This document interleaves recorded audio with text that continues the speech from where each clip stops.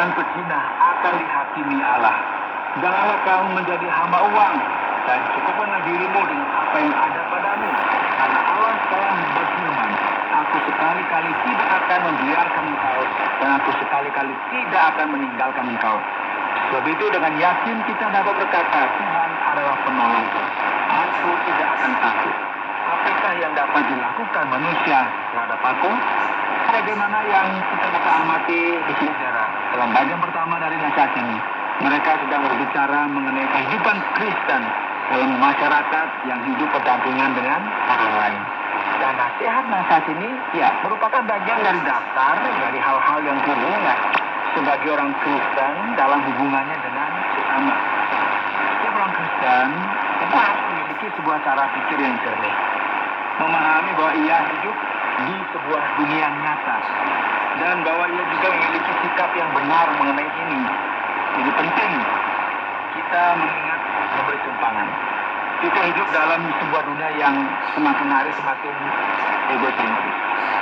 Ya, orang nggak peduli dengan orang lain.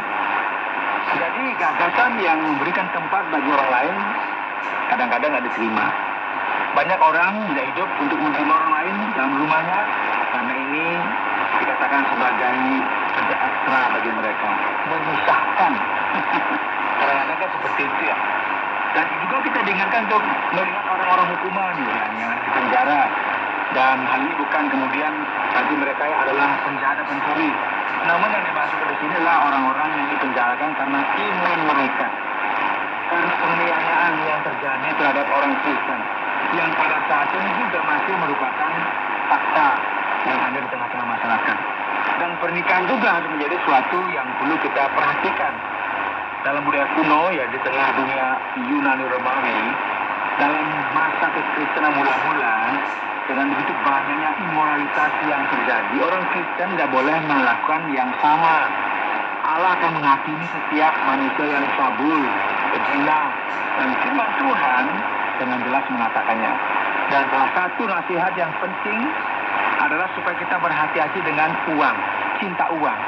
Sebagaimana yang kita ketahui, masyarakat sekarang ini hidup berdasarkan uang dan penghargaan terhadap hal-hal yang bersifat materi. Orang-orang berkompromi dengan nilai moral, etika, bahkan iman mereka, hanya karena mereka ingin mendapatkan sedikit lagi hal-hal ini supaya bisa membeli barang-barang, ya, mau ditumpuk, ya, tidak banyak digunakan dalam hidup mereka, hanya ya ingin beli dan dipamerkan mungkin begitu ya. Nah, ini sebenarnya menjadi masalah sekarang ya. Kita memiliki sesuatu begitu kita takut gitu, nanti saya kekurangan, nanti saya menderita. Firman Tuhan menunjukkan kepada kita dua hal penting. Yang pertama adalah kita belajar menjadi puas dengan apa yang kita miliki. Banyak orang telah memiliki banyak hal, namun mereka masih terus saja menggerutu. Ya, masih menggerutu. Di negara-negara yang kaya, mereka memiliki tingkat kepuasan yang tinggi sebenarnya. Padahal mereka kaya. Lihatlah tingkat penggunaan alkohol, obat-obat terlarang, angka bunuh diri sangat tinggi. Padahal mereka kaya. Nah, ini menunjukkan kepada kita bahwa apa yang kita miliki tidak serta-merta menunjukkan tingkat kepuasan kita dalam hidup. Di tempat lain yang memiliki kebutuhan yang sangat tinggi, mereka berjuang untuk bertahan hidup, namun sering sekali justru menemukan orang-orang yang puas dalam kehidupan mereka dan bersyukur tentang hal tersebut. Jadi rahasianya adalah kita bersyukur kepada Allah dalam segala sesuatu yang telah diberikan kepada kita, daripada kita menggerutu, marah-marah, sedih. Allah berkata, aku sekali-kali tidak akan membiarkan engkau, dan aku sekali-kali tidak akan meninggalkan engkau. Kesulitan kesehatan kita sering kali akan dipenuhi oleh Allah sendiri. Jadi menerima Dia dan puas dalam hidup ini sangatlah mendasar untuk menjalani kehidupan yang benar. Kemudian kita perhatikan juga ayat 7. Nasihat yang bisa kita lihat, yaitu nasihat secara khusus bagi orang Kristen Ibrani yang merupakan anggota dari gereja. Ingatlah akan pemimpin-pemimpin kamu. Ia telah menyampaikan firman Allah kepada kamu. Perhatikanlah akhir untuk mereka dan contohlah iman mereka. Yesus Kristus tetap sama, baik kemarin maupun hari ini dan sampai selama-lamanya.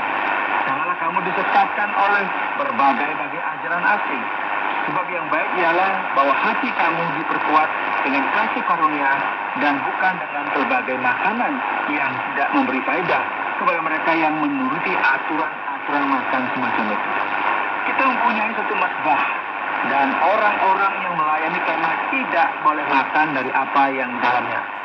Firman Tuhan akan menuliskan banyak kepada kita mengenai ketetapan dan relevansi yang besar dari para pemimpin gereja Kristus.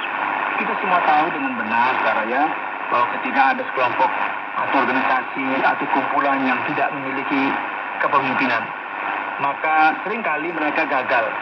Kita hidup dalam sebuah masa di mana kepemimpinan itu sendiri sering menjadi target kritik dan yang dipertanyakan. Namun penting bagi kita mengingat para pemimpin, khususnya pemimpin mereka yang baik, yang telah berbicara dan berkhotbah tentang firman Tuhan. Dalam masa di mana otoritas sering dipertanyakan, ketika semua institusi memiliki sikap yang hanya dikritik, penting sekali bagi gereja untuk memiliki akal sehat untuk tahu bagaimana memisahkan pemimpin yang baik dari yang buruk. Jadi kriteria semacam apakah ini? Apa kira-kira? Kriterianya adalah dengan memperhatikan siapakah yang memberitakan firman Allah. Setiap orang yang berbicara tentang firman Allah dengan benar harus diberikan penghormatan sebagai pemimpin yang baik. Ini kriterianya. Dan poin penting lainnya adalah untuk memperhatikan hasil dari kehidupan mereka dan meniru iman mereka. Menarik sekali bagi kita perhatikan ya, berapa banyak pemimpin hari ini yang dievaluasi berdasarkan standar budaya mereka, berdasarkan prestasi mereka, atau bahkan dengan peranan yang penting dari orang tersebut dalam masyarakat. Namun kriteria Alkitab yang disampaikan di sini pada dasarnya adalah dalam hal kualitas dari etika orang-orang ini dan bagaimanakah iman yang telah mereka tunjukkan. Allah orang Kristen tidak berubah sedikit pun, dan penting sekali untuk kita menuju kepada titik ini. Hal selanjutnya yang perlu kita perhatikan adalah mengenai doktrin. Ya, kita tahu jika kita tulus dan jujur, hati kita terbuka maupun sukacita, namun jika kita memiliki ajaran yang salah, ketulusan tidak akan berarti. Perasaan dalam hati kita juga tidak akan berarti jika kita melakukan apa yang salah. Jika seseorang berjalan dalam sebuah jalan yang salah, tidak peduli apakah mereka gembira atau apakah mereka yakin bahwa mereka tidak akan sampai kepada tujuan yang benar. Inilah mengapa penting sekali bagi kita memisahkan ajaran yang benar dari ajaran yang salah. Janganlah kamu disesatkan oleh berbagai-bagai ajaran asing.